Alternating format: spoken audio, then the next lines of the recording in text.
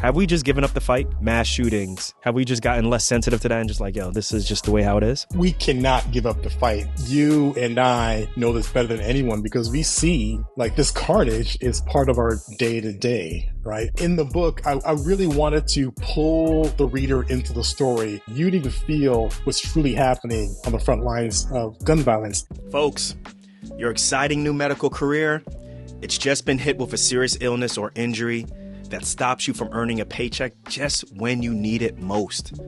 Check out what Jamie Fleischner of Set for Life Insurance said back on episode 176 about having disability insurance early in your career.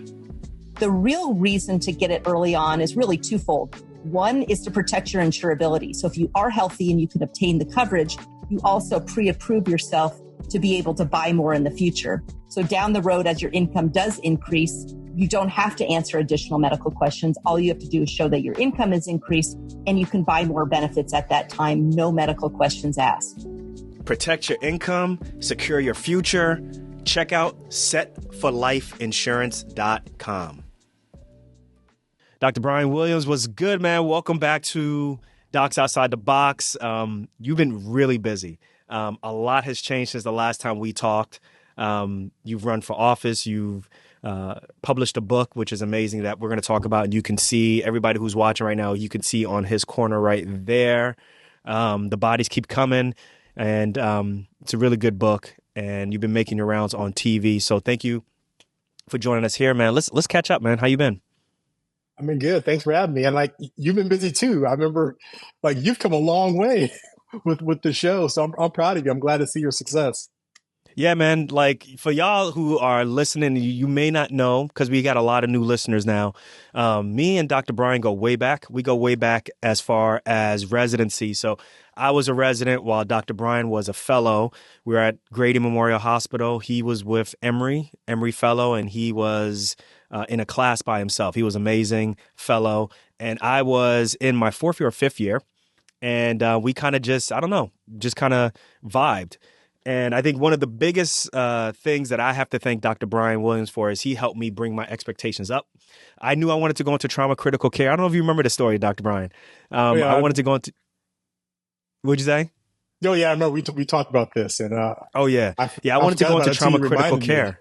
Yeah, I wanted to go into trauma critical care. And I just happened to ask him, hey, what's your advice? And ultimately, I just asked, hey, I'm going to be applying to a set of residency programs or fellowship programs. What do you think? And I literally handed him the fellowship programs that I was looking at. And let's just say, for someone coming from Morehouse and someone coming from Grady, the programs that I gave him, I think the easiest way to say, bro was disgusted with me. I gave him a list of, these are the programs. He literally took the paper and like, pap, what's wrong with you? These are all at like, what we would consider, if you are at big academic institutions, these are at programs that, let's just say they're not level one academic facilities, which they're great, but let's just say that wasn't in my line of sight, or that should not have been in my line of sight at that moment. But Dr. Brian took the time out to be patient with me and to help me understand expectations. And then the other thing that he also did is I gave him my essay. And I don't know if you remember this part. I redid my essay and I sent it to you because my first essay was really like, it just wasn't focused. And it was almost like a medical school essay, which is not needed for fellowship.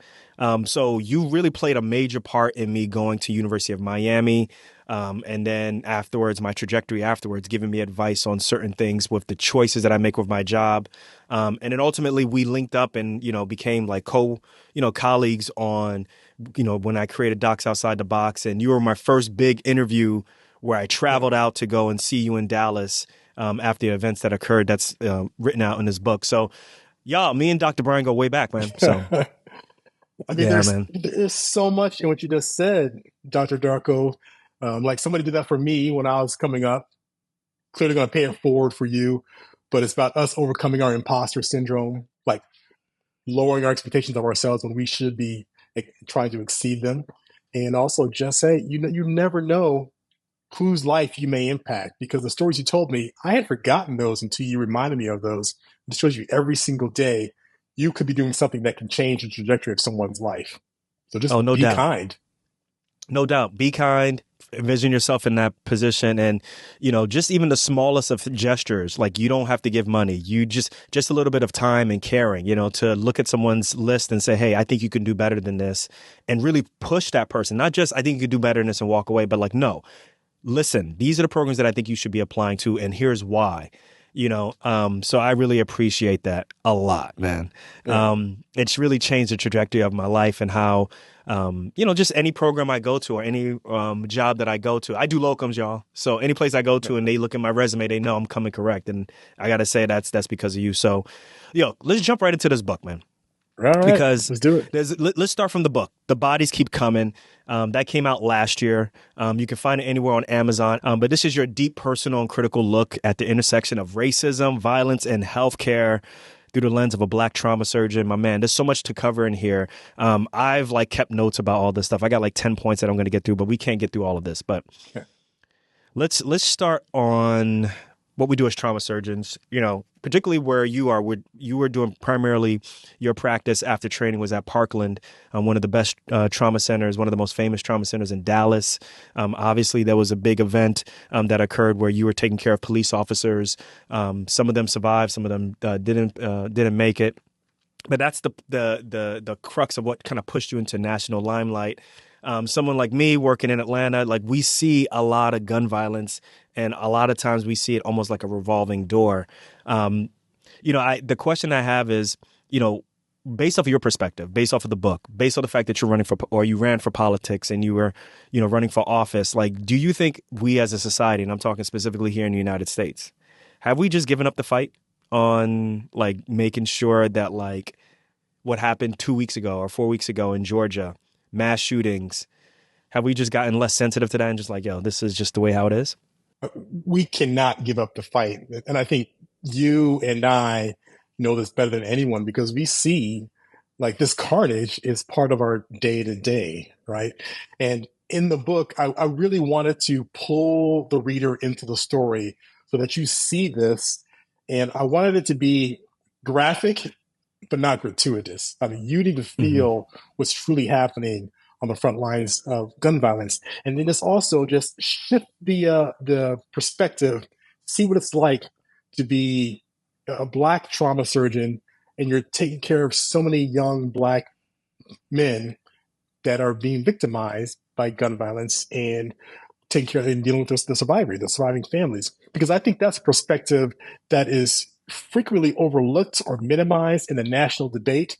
And if we're going to do something about gun violence as a whole in this country, we cannot forget many of the voices that are also impacted by this. So I was cognizant of putting this through the lens of race from beginning to end, and not be lecturing you about it, but pulling you in so you can feel what it's like to be on the front lines of this epidemic, what it means to be a community person of color in the profession, and those that are suffering from the violence. So what do you think is the answer, or what do you think is a good starting point with what's going on with guns? Mainly because, you have something like what happens in Illinois and Chicago, where we find out that the majority, if not all of the guns are coming from other states, right? Nobody's making Uzis in Chicago, right? Or whatever they're making. Whatever the situation is with how guns get into the United States and so forth.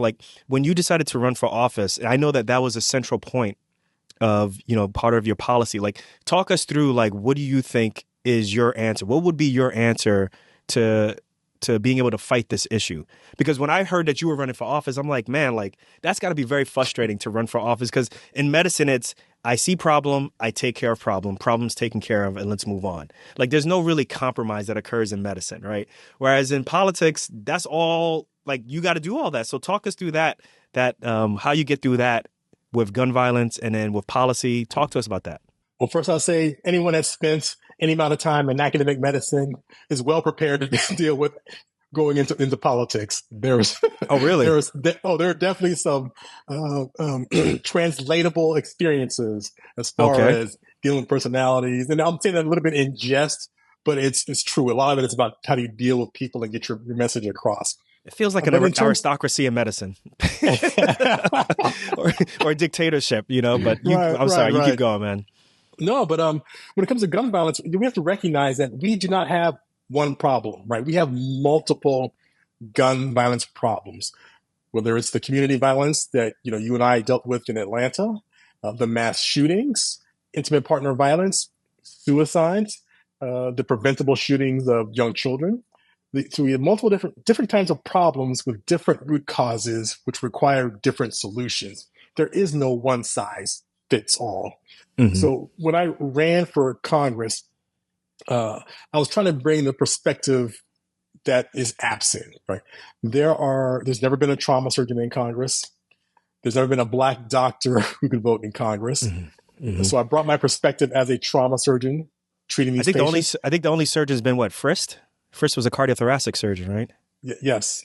I think there may be another but surgeon, not but as trauma. far as a trauma surgeon. Yeah. And there is a Black female, but she's from the, I think it's U.S. Virgin Islands. So she can't vote. Yeah. But I'm also a veteran. I've trained on these weapons. I've lost family members to gun violence. So that's in the bringing book, the professional and the personal aspect to this to say, look, we can do something about saving lives. And I approach it without trying to vilify individuals for their choices, but talk about the societal structures that we can address through policy. Right. So what's one thing you think? What is give us one, what's one policy thing you would push? Let's say you were in excuse me. Let's talk about just click off the ones that are obvious that people talk about all the time, right? Universal background checks, banning assault weapons, raising the minimum age to purchase a weapon, mental health services. We talk about those a lot, right? You and I know that if we were able to achieve all of that, this utopic society where that was all achieved, the gun violence that we deal with on a day-to-day in the neighborhoods would probably still continue unabated, right? Because these are issues of structures that continue to put certain populations at risk of endemic violence. Good schools, affordable housing, well-paying jobs, all these, what people call those social determinants of health, which I prefer to call social drivers of health. They drive poor health outcomes. We need to invest in that as well. Policing is part of it, right? But where I live, I may see a cop drive through my neighborhood once every couple of months, right? But there's not a whole lot of violence here. So the answer is not always more police will be the solution, because if that was the case, I would see them around here all the time. So what is it about where I live that leads to less violence? Decent paying job, good schools, good homes. Let's provide that for everyone. That will lead to reduced violence. And we have the research, right? The Department of Justice, a lot of academic studies. There are plenty of studies that show that those things will contribute and decrease the amount of gun violence that we have in this country. No matter where you are in your career, you've seen patients your age or younger get seriously injured, have a long-term illness, or even have a mental health issue that affects their ability to work. Now, what if that was you?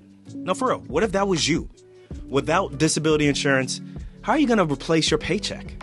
In episode 176, Jamie Fleischner of Set for Life Insurance explains why the best time to buy disability insurance is during your residency. Most physicians acquire their disability policies during residency, and there's several reasons. First of all, when you're younger, you're able to obtain the insurance because they ask you a whole host of medical history. And so you usually don't get healthier over time. Usually you get less healthy over time. So when you're healthy, it's easier to acquire the coverage. Number two, it's also less expensive because it's based on your age and your health.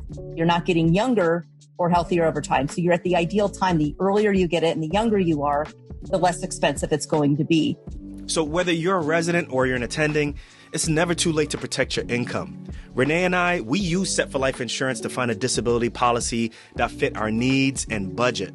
So what are you waiting for? Check out setforlifeinsurance.com. Once again, that's setforlifeinsurance.com. So someone who's listening right now, they want to know how do I get to where Dr. Brian Williams is? Because you've gone from resident, fellow, attending, and then you did the Robert Wood Johnson Fellowship. Can you talk a little bit about that? Like, what was that? And then how did that get you into politics? Yeah, the Robert Wood Johnson Foundation Health Policy Fellows Program is the most prestigious and most immersive health policy fellowship in the country. Dr. Brian, look at you, Dr. Brian, tooting your own horn.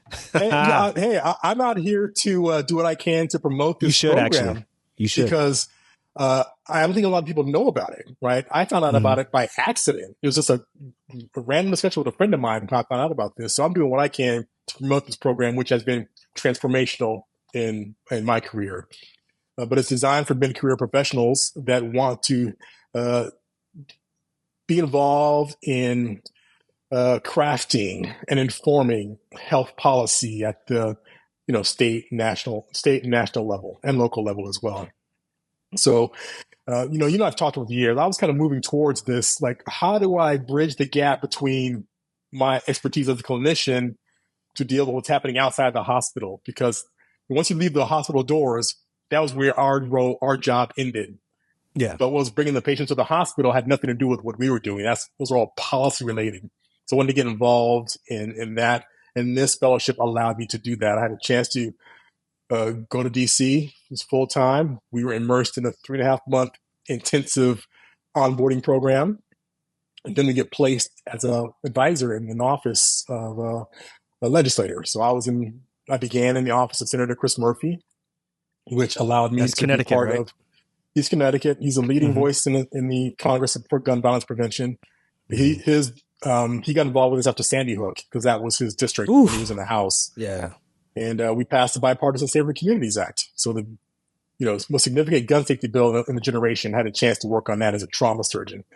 Then later went to Speaker Pelosi's office and worked on a variety of healthcare legislation. So I guess the big point here is we in healthcare, like, our voices can carry so much weight, have so much more impact beyond what we may think. And that opened up a world of possibilities that I didn't even know existed before, because I was on this, the expected track of attending, director, chair, dean, research. And that didn't really appeal to me. I mean, I knew it was important, but I knew deep down that was not the path I wanted to be on. And I didn't know how to shift that until this fellowship came along, and that just opened the floodgates for me about what's possible. How did seeing everything that's going on in Speaker Pelosi's office or seeing what's going on in Senator Murphy's office, how did that not frustrate you and be like, yo, I can't even how did you get hyped to go into politics? I would be like, yo, I'm going the other way, because it just seems at this point people are sent to office to just be obstructionists at this point. That's to me what I look like, and I know I'm a bit more pessimistic. You're going to give me an opposite side, but talk to me about that. What's up with that? How do you feel confident about this?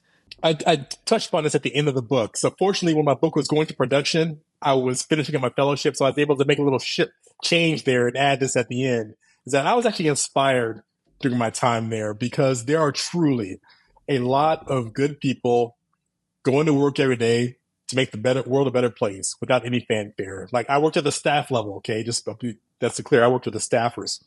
And if you didn't tell me ahead of time, Dr. Darko, when I went to a room who was Republican or Democrat, I wouldn't know. It was, oh, really? Here's the issue. Let's work on this. Now, what you see on TV with the members, that's a different animal. See, that's the problem. Right? That's the problem. Yeah, I agree. But that's way more powerful. True. But it's I've worked with a lot of brilliant people that are just really committed to doing the right thing, and you don't know who they are. They're not, getting the evening news interviews, but it was inspiring to me, and clearly from that, I was myself motivated to run for office after that experience. So what was that process like, deciding, talking to your family and deciding you're going to run for office? What's that like, running for office versus, I don't know, whatever you do as a trauma surgeon? Talk to us about that, because this is obviously a 180-degree difference. What's that like? Definitely a family decision, right? There were many discussions at the dinner table with my wife and daughter about what this meant, because this would involve all of us, right? It's not just me. So my daughter was like, oh yeah, let's go do it. She's ready to go. My wife was like, hold up, let's talk about this a little bit more. But in the end, these are our family values. We live to serve. We feel if we have these opportunities to make the world a better place, that we were going to take advantage of that. And from that point on, It's a matter of you're basically a startup. You're a small business that ramps up really fast. File with the FEC, get a staff, raise money, you know, all that stuff that a small business would do. That's what we did. So basically, I was a startup, and then you start campaigning. And fortunately for me, I had a lot of experienced campaigners that wanted to join this campaign, which allowed me to just be a candidate, right? And I could just say, here I am, Dr. Brian Williams, veteran. I've served my country, uh, trauma surgeon. I've served in the hospital. I've served on the Hill. And I just want to serve the people of this district and try to make your lives better. Yeah, I love it, man. It's I could tell. I could tell when you were at your previous position. I could tell like before you did the fellowship. I don't know if you remember. Like, there's something else that you want to do, and then when you show me the program that you're applying for, I was like, yes, that's exactly what you need. Right. That's exactly what you should do and stuff. So, where you're at right now, I'm not surprised. 30,000 foot view, or even let's say like someone was to have like a window into what you're doing right now. Like, what is Dr. Brian Williams doing right now? Are you still clinically active? Are you politically active? What are you up to? So the answer to that is all yes. So you caught me at a transition point, right? The Okay. campaign ended a few months ago.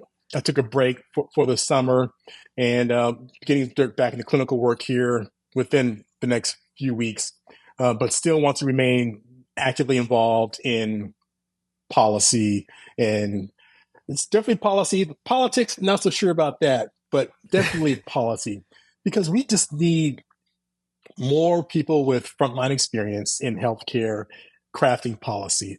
I think we need more people that with critical thinking that are willing to serve, right?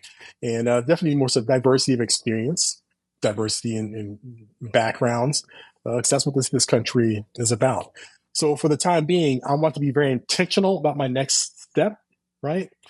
So doing what I do well, taking care of Mm-hmm. patients, doing some teaching, Oh, you still uh, practicing?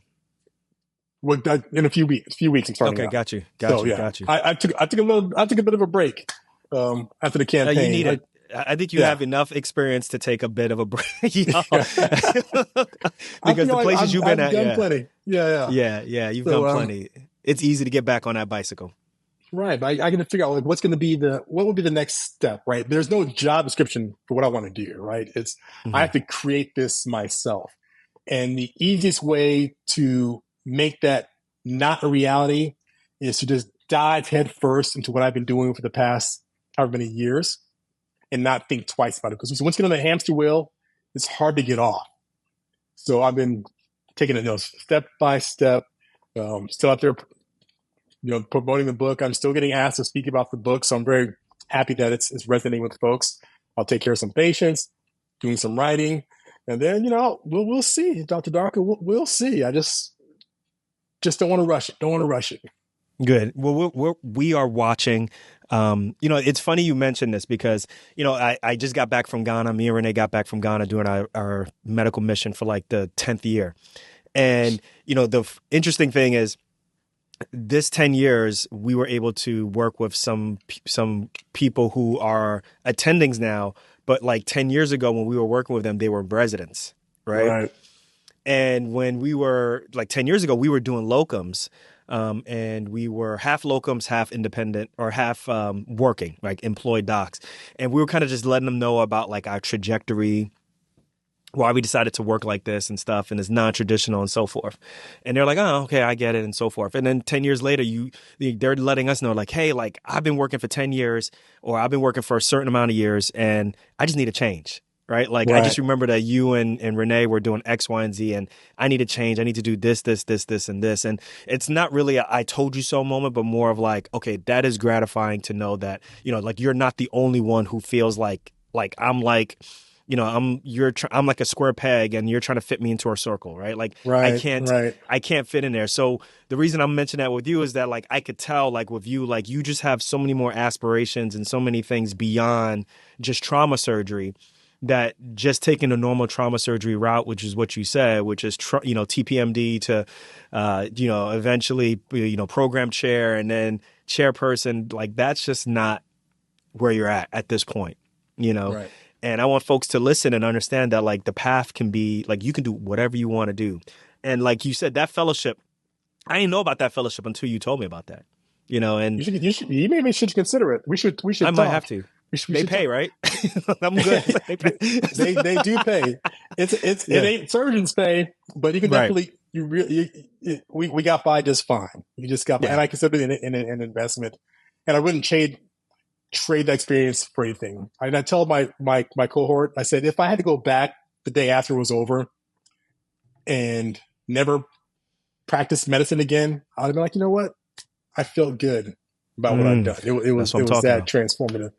And you like I see you figure like when you're doing something that's outside the box of what's expected, especially for us as surgeons, right? Something outside that, it makes people uncomfortable.